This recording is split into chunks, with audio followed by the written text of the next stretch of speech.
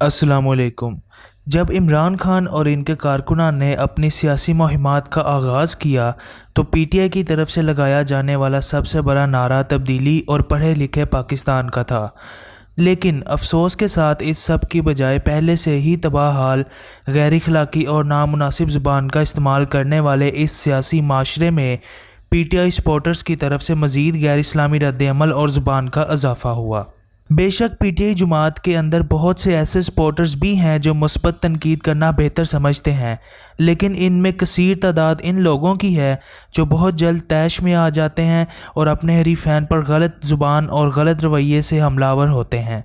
इस्लाम हमें हमेशा अखलाकियात के दायरे में रह कर तनकीद करने का हुक्म देता है, और अगर हमें किसी की कोई बात या अगर कोई शख्स नापसंद हो तो हमेशा इस्लाम पहले इस शख्स की इस्लाह करने को ही तरजीह देता है, बजाय इसके कि इस शख्स को सरेआम अवाम के सामने जलील किया जाए और इसकी तज़हीक की जाए। हमारे नबी पाक सल्लल्लाहु अलैहि वसल्लम की तालीमात हरगिज़ ये नहीं है।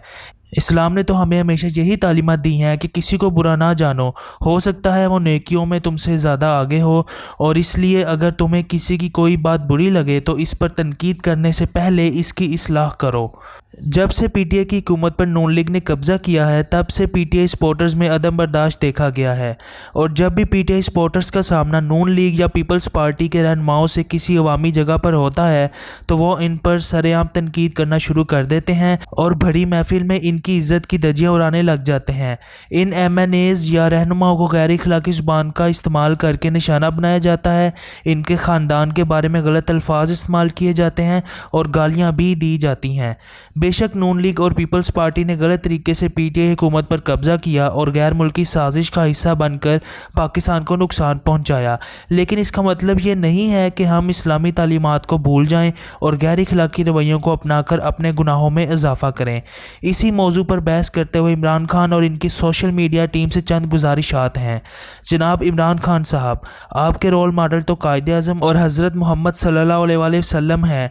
ये ज़रूरी नहीं है कि बाकी सियासतदानों को जलील करने वाले लोग आपके कारकुनान या पार्टी से ताल्लुक़ रखने वाले ही हों, मगर जब भी कोई ऐसा वाक़या पब्लिक प्लेस में पेश आता है जहां पर अवाम के चंद अफराद की जानिब से आपके हरीफ सियासतदानों को गलत अलकाबात से पुकारा जा रहा होता है या इनको जलील किया जा रहा होता है, तो आपकी मीडिया टीम इस तरह के वाक़यात को फ़ख्र से पेश करती है और ऐसी वीडियोस को भी वायरल करती है। ये मत भूलें कि अगर आप अच्छे इखलाक का मुजाहिरा करें और अपनी पार्टी के कारकुनान को भी इसकी तलकीन करें तो ऐन मुमकिन है कि हरीफ जमातों के कारकुनान, सपोर्टर्स और रहनुमा आपके इस इक़दाम से मुतासिर होकर आपकी पार्टी में शमूलियत की दरख्वास्त करें और पीटीआई की कामयाबी में एक कलीदी किरदार अदा करें। गुज़िश्ता रोज़ नून लीग के रहनुमा एहसन इकबाल को भी कुछ इसी तरह के वाक़े का सामना करना पड़ा, जहां पर चंद औरतों ने इनके साथ नाजेबा ज़ुबान इस्तेमाल की और इनको एक अवामी जगह पर जलील किया। कारकुनान और अवाम का ये रवैया नहायत ही नामुनासिब, गैर अखलाकी और गैर इस्लामी है। हमें बिल्कुल भी ये ज़ेब नहीं देता कि हम किसी भी शख्स को ऐसे सरेआम जलील करें, चाहे वो कितना ही गलत क्यों ना हो। वो ख़वातीन बेपर्दा थीं और गैर मर्दों के सामने एहसन इकबाल के साथ ऊंची आवाज़ में बदतमीज़ी कर रही थीं। अगर एहसन इकबाल ने गलत काम किए हैं तो उन औरतों ने भी गलत किया है। उन औरतों को किसने ये हक़ दिया कि वो नामहरम मर्दों के साथ गैर अखलाकी ज़ुबान इस्तेमाल करें?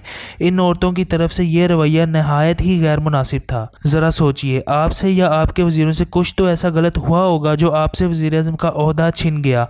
आप खुद कहते हैं कि अल्लाह अल हक है, यकीनन अल्लाह अल हक है और बंदों से ही गलतियां होती हैं, इसलिए हम आपको आपकी गलतियां याद दिला रहे हैं ताकि मुस्तकबिल में आप इन गलतियों से इज्तनाब करें और अपनी इस्लाह करें। इस तरह अल्लाह भी आपसे राज़ी होगा और आपको कामयाब होने से भी कोई नहीं रोक सकता सिवाय अल्लाह के।